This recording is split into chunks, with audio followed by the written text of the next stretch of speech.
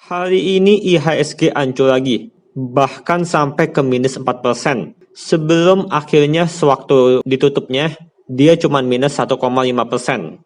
IHSG ini ditutup naik, soalnya gara-gara ini. Si IHSG anjlok, jadi si OJK memperbolehkan emiten buat buyback saham tanpa RUPS. Gara-gara inilah, langsung si IHSG pas penutupan naik.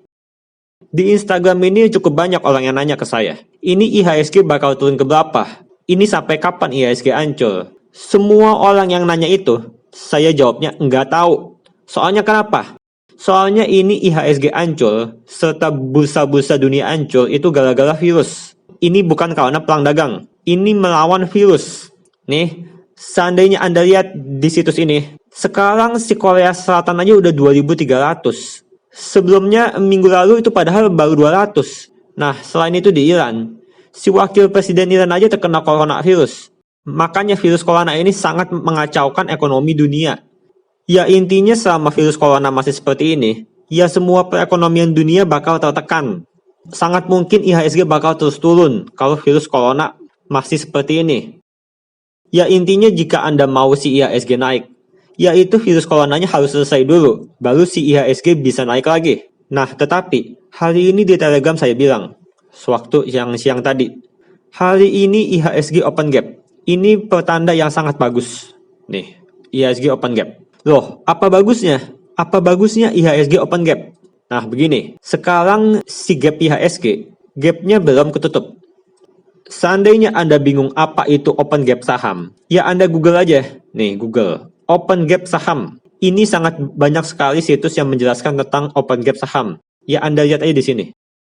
Sudah saya perhatikan. Sewaktu sewaktu IHSG mengalami open gap, itu 90% gapnya pasti ditutup. 90% kalau misalkan IHSG terjadi open gap, itu gapnya bakal ditutup. Nih, kalau kalian nggak percaya, sewaktu bulan September 2019 dia open gap. Terus sebulan kemudian dia tutup gap. Nih, sewaktu bulan Mei 2019 open gap, akhirnya sebulan kemudian bulan Juni tutup gap. Ini open gap, terus sewaktu bulan Agustus ditutup gap lagi. Nih, lihat nih, sewaktu tahun 2018. Nih open gap, akhirnya ditutup gapnya. Open gap lagi, ditutup lagi. Open gap, ditutup. Ya berarti, misalkan terjadi 10 gap di IHSG, 9 gapnya bakal ketutup. Nah, setelah kita tahu begini, hari ini IHSG terjadi open gap. Ini berarti 90% ada kemungkinan gapnya IHSG bakal ketutup. Setelah kita tahu IHSG terjadi gap gini, ya udah, sekarang semua jadi jelas. Berarti suatu saat si IHSG bakal naik lagi ke atas 5.550 buat menutup gap.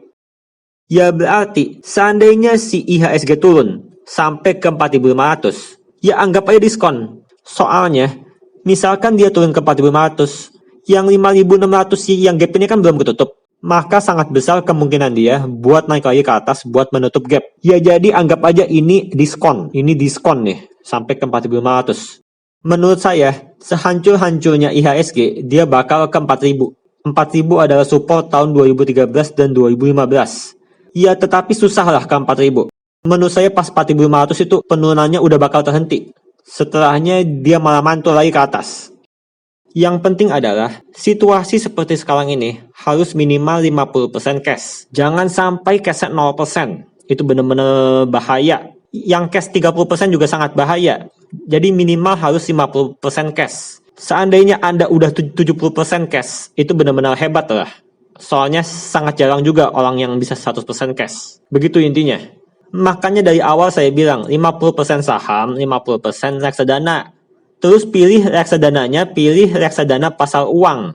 Semua reksadana pasar uang itu plus. Sudah saya lihat dari tahun 2013, 2015, serta 2018. Sewaktu IHSG ancur, reksadana pasar uang tetap plus. Dia tetap naik grafiknya. Tuh, lihat tuh grafiknya. Dia terus-terusan naik.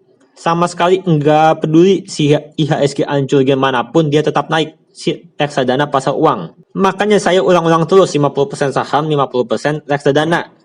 Selain itu jangan lupa juga untuk melihat buku saya yang bagian ini, Money Management Defensive Anti Bangkrut. Yang artikel ini bisa dilihat gratis, yang tulisannya free. Ini sama sekali nggak perlu traktir buat ngelihat ini.